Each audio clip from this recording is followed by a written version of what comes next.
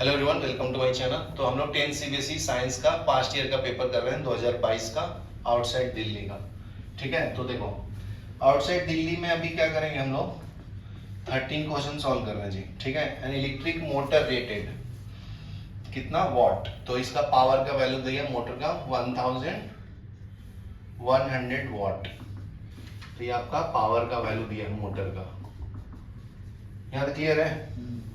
Connected to 220 volt, V कितना दिया है 220 वोल्ट। ठीक है, current drawn from the main supply, तो करंट निकालना है तुम्हें, तो ये तो बहुत सिंपल है।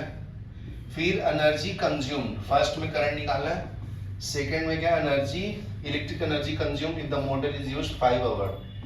एनर्जी बताना है 5 आवर तक के लिए ये यूज होता है डेली फॉर 6 डेज, 6 डेज के लिए। ठीक है ना, तो सेकंड में कर लेना। एनर्जी का फॉर्मूला क्या है P/T ना, तो देखो सिंपल है, सॉल्व कर देता हूं।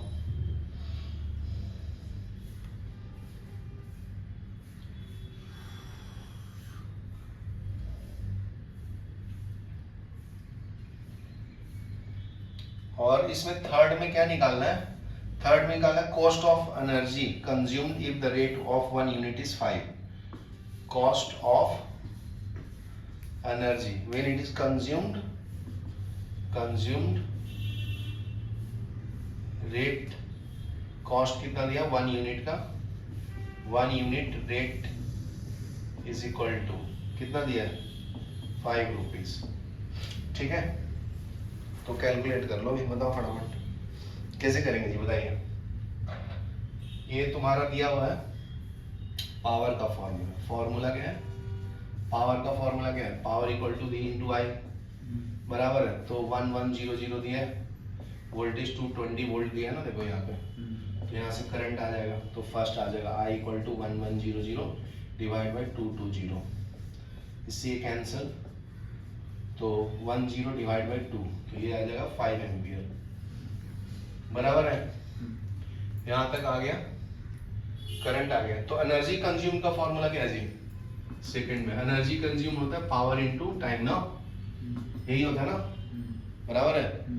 Rate of doing work is equal power ना, क्योंकि पावर का फॉर्मूला क्या होता है W/T, तो W is equal to P into T ना, तो W को एनर्जी बोलते हैं, समझा ना वर्क पे। तो ये फॉर्मूला भी डिराइव करके बता दिया।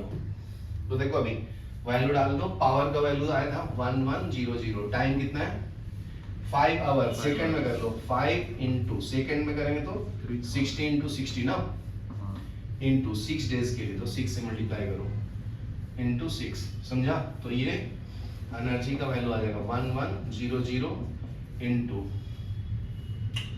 6×5 30 इंटू 6×6 36, ये दोनों को मल्टीप्लाई किया तो 300, 6×6 36, बराबर है। तो ये तुम्हारा एनर्जी का वैल्यू आ गया, इसको जूल में लिख लेना, ठीक है ना। तो देखो इसको यूनिट में कन्वर्ट करो, जो एनर्जी आया, तो यूनिट क्या होता है 1 यूनिट का फॉर्मूला क्या था 1 किलोवाट आवर ना, तो किलो में करो और आवर में कन्वर्ट करो, समझा। तो ये जो एनर्जी आया ये आपका जूल इंटू सेकेंड में, ठीक है ना। तो अपने को किस में चाहिए किलोवाट में, तो इसको मैं ऐसे ही रखता हूँ 110, ठीक है, और ये आवर में था ना 5 आवर्स इंटू 6 करेंगे, समझा। तो ये हो जाएगा 6×30 इंटू 1100, तो ये कितना आ गया 000 और ये 33, ये आ गया वॉट आवर।